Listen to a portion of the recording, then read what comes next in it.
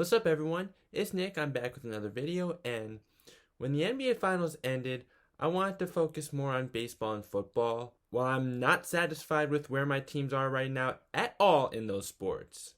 However, the news about Tyronn Lue's hiring just came up and I had to talk about it because it's something that I do feel very strongly about. But before we begin, please remember to like and subscribe and hit the notification bell button. It's the best way to show your support. Now let's cue the intro.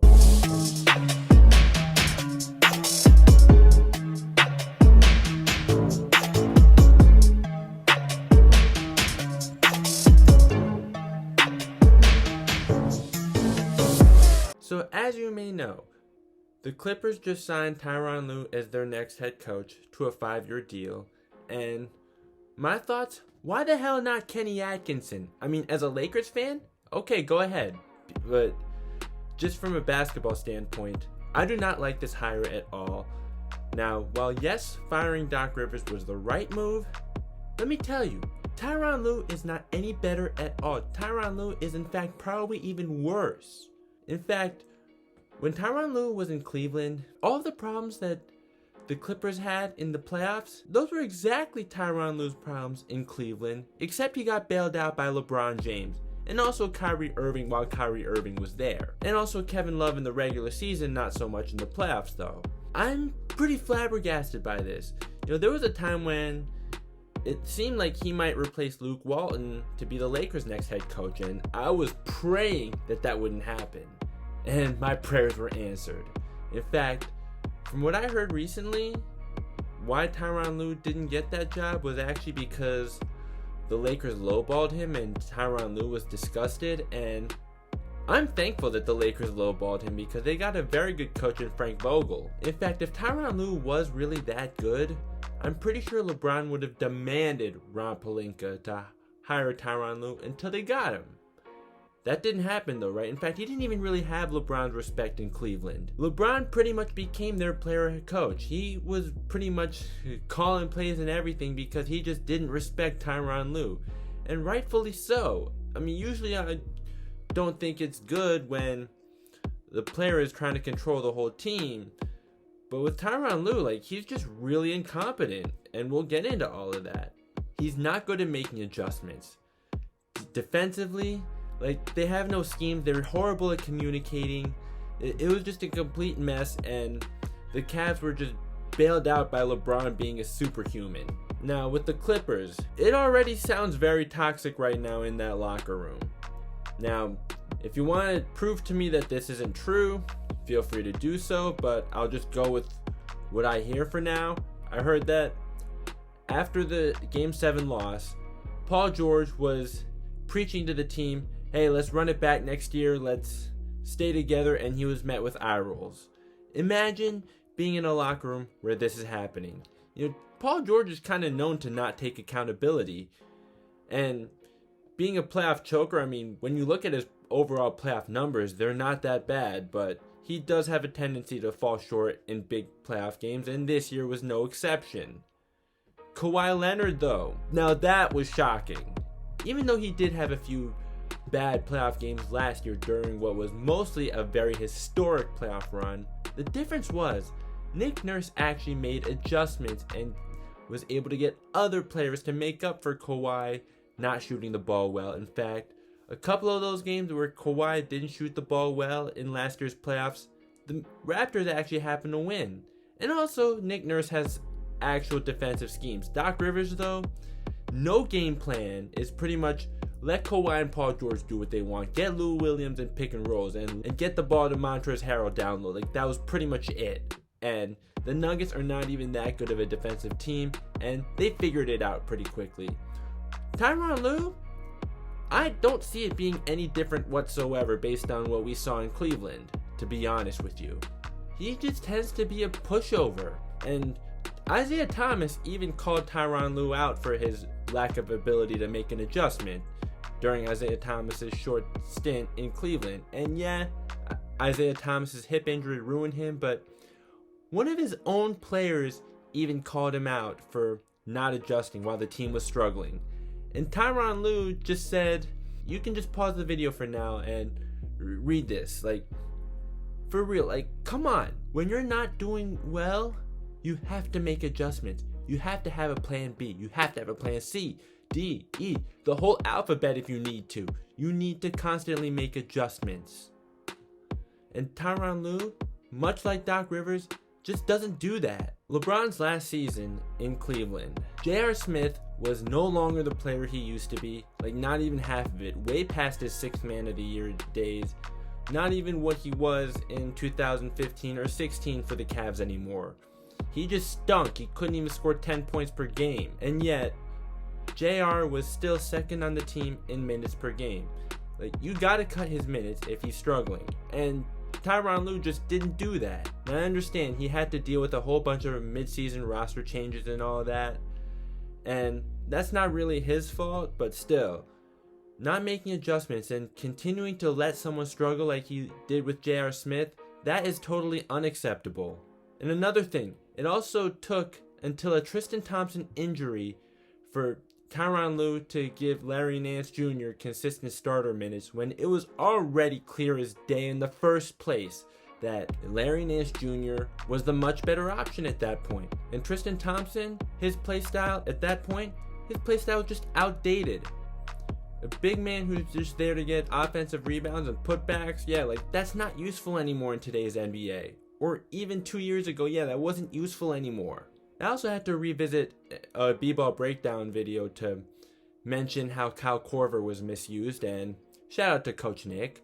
And while it's not entirely Tyronn Lue's fault, some of it is actually a little bit to blame on LeBron too. And you already know how I feel about LeBron. If you think I'm just a LeBron hater, then either you don't know me or you never watched any of my videos. So like, just shut up if you want to go that route, because while yes, I do love LeBron, I'm not gonna just act like he's never at fault, but this is also a lot to do with Tyronn Lue, so like I'll talk more about Tyronn Lue here. So Kyle Korver, he had his minutes seriously cut in the finals, and you can say he didn't deserve it when you look at his numbers. However, it wasn't like J.R. Smith was doing well either.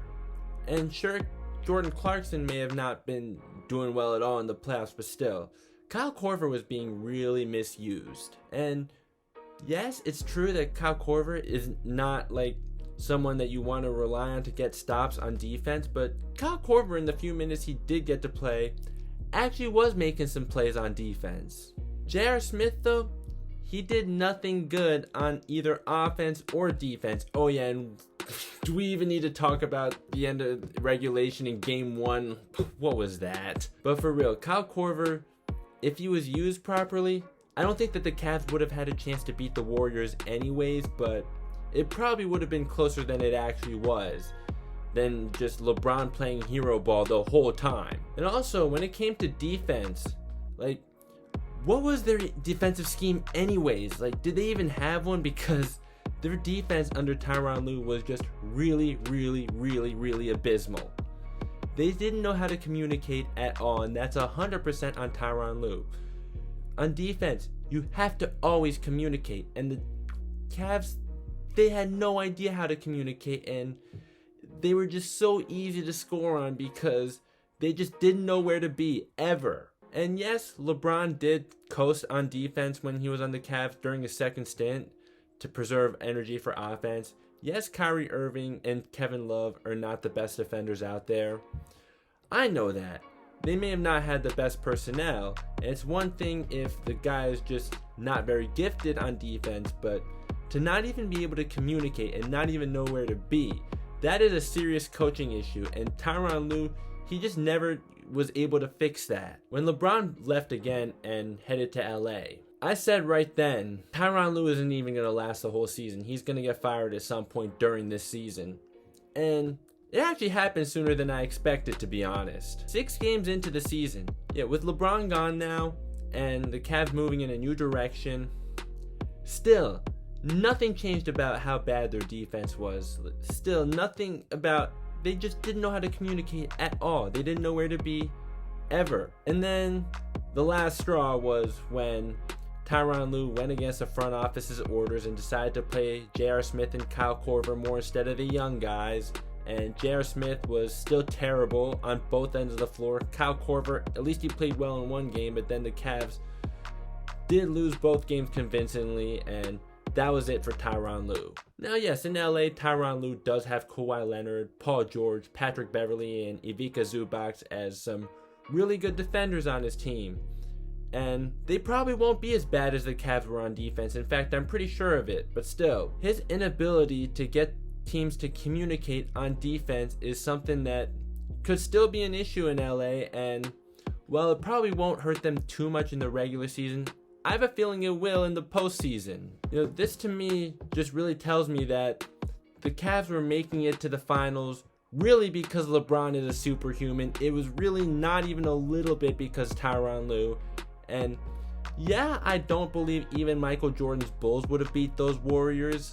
I really do believe that. Still, I think that they would have put up a much better fight.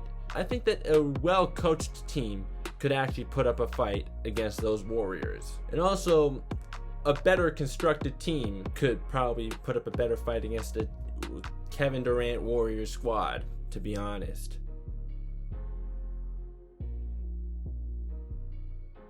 But you know what though? If they were in the West though, I don't think they would have even been in the finals, except maybe in 2015 if Kevin Love and Kyrie Irving are healthy, and perhaps in 2016 if Draymond isn't stupid enough to get himself suspended.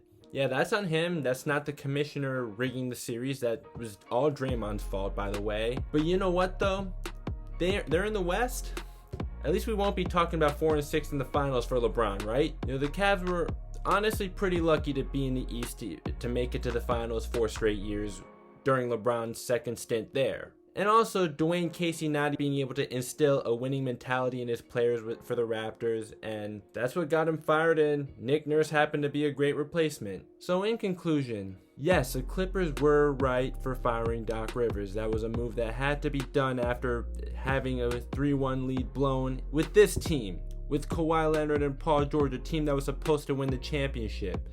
And in fact, you could say that he should have been fired after the Lob City era because those teams underachieved too. But I still just do not see Tyronn Lue as an upgrade whatsoever. I don't see him being able to handle a locker room.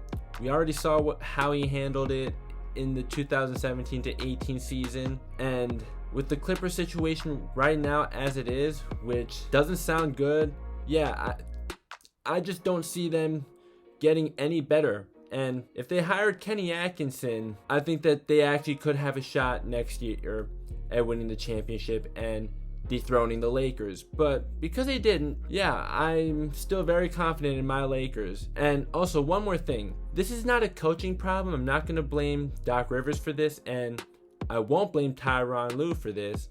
The Clippers do need a playmaker. They didn't have an elite playmaker. Kawhi Leonard's a good playmaker at best, and they need a great playmaker.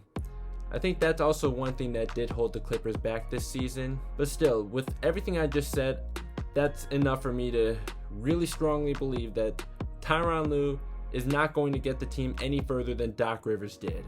Now that's the end of this video. Please remember to like and subscribe, hit the notification bell, and I'll see you next time.